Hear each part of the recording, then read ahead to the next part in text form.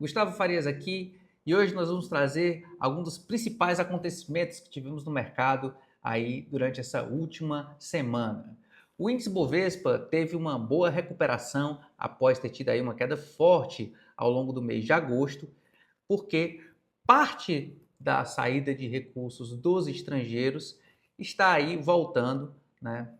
Muitos estrangeiros investiram no Brasil ao longo dos últimos 12 meses, o que fez a bolsa bater ali os 200 mil pontos, mas ao longo desses últimos meses, os estrangeiros foram retirando dinheiro do Brasil e voltando a aplicar ali em tecnologia nos Estados Unidos. Apesar disso, nessa semana, pesquisas eleitorais fizeram com que o humor dos investidores melhorasse um pouco e voltasse a puxar algumas empresas em direção positiva. Apesar disso, a maioria dos nomes, tanto do índice Bovespa como de empresas menores, continua bem negativo no ano, né? Fundos imobiliários também sofrendo bastante. E o juros alto, né, que é o que está pesando aí dentro do índice Bovespa e pesando também nos fundos imobiliários, ele tem tido impactos muito fortes na economia.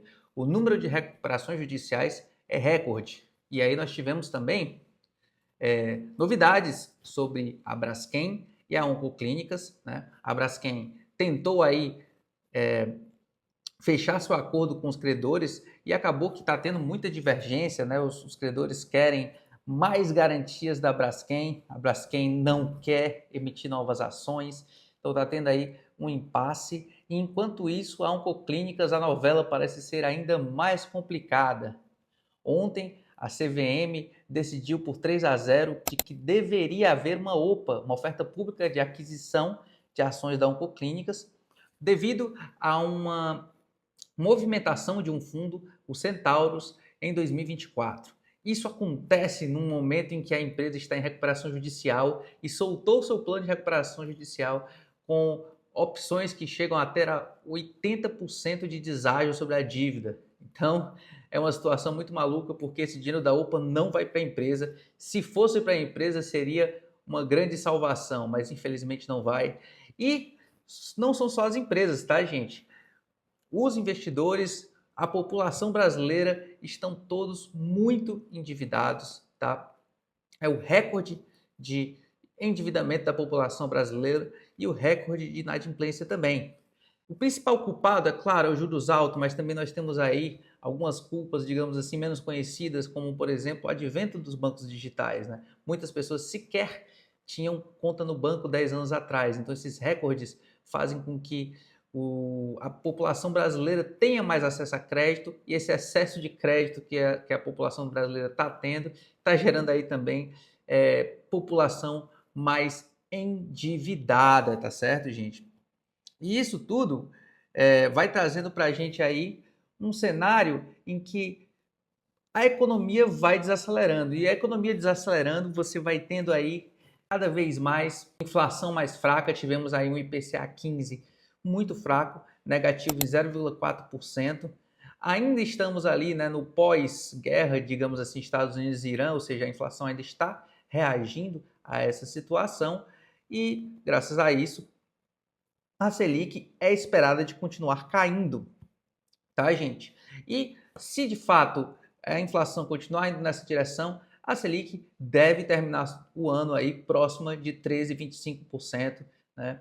Claro que após a eleição a gente vai ter condições de visibilidade para dizer melhor como que terminará a Selic no próximo ano. Mas esse ano tudo indica que ela continua caindo devagarzinho até o final do ano. Mas, gente, se fechar em 13,25 ainda é muito alto, ainda é um Selic extremamente alto, é um Selic que ainda está estrangulando a economia brasileira. E por causa disso, já começam aí relatórios e relatos de que a gente pode ter recessão no próximo ano. E se a gente tiver recessão no próximo ano, teremos aí sim uma capacidade maior de queda da Selic. Mas para isso, precisamos que o governo gaste um pouco menos. Os gastos estão realmente fora de controle. E aí vai ficar aquilo que a gente tem falado há muito tempo, o Banco Central puxando ali o freio de mão e o governo com os gastos botando o pé no acelerador, né? Desse jeito o carro vai dar cavalo de pau.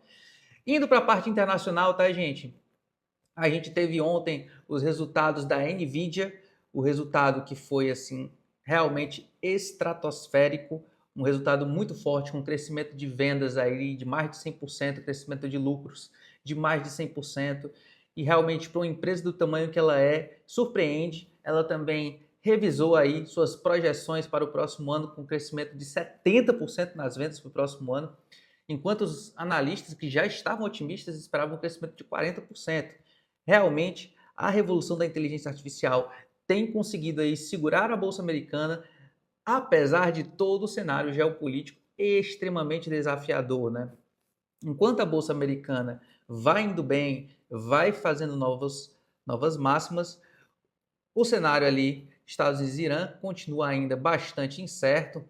Rumores têm circulado de que haveria ali um novo cessar-fogo, né, para que o Estreito de Hormuz, que esse sim tem feito o petróleo ficar tão alto, seja reaberto, mas ainda são só rumores, ainda não tem nada concreto assinado nesse sentido, tá certo, gente? De uma forma ou de outra, é muito peculiar o fato de que a gente tem esse grande impasse no petróleo, mas o petróleo não consegue subir tanto, né? O que mostra com que os países hoje eles têm ali algumas alternativas ao petróleo, têm utilizado de suas reservas. E aí fica aquela questão: será, né, que essa disrupção do petróleo vai durar muito tempo? E se durar muito tempo, será que os países conseguirão manter o preço do petróleo comportado como está, né? Ficam aí perguntas para os próximos capítulos. E para os investimentos lá fora, realmente fica aquela dualidade. Por um lado, a inteligência artificial trazendo aí esse forte crescimento econômico e todo esse ganho de produtividade para a economia americana e para a economia global. Enquanto isso, o petróleo vem trazendo inflação e trazendo aí preocupação. Realmente é um duopólio, né, de opiniões, porém, por enquanto, a opinião de que a inteligência artificial será capaz de superar todas essas barreiras é o que tem sustentado os mercados. E é isso, gente. Se você gostou desse vídeo, curte, compartilhe com aquele seu colega que gosta de investimentos.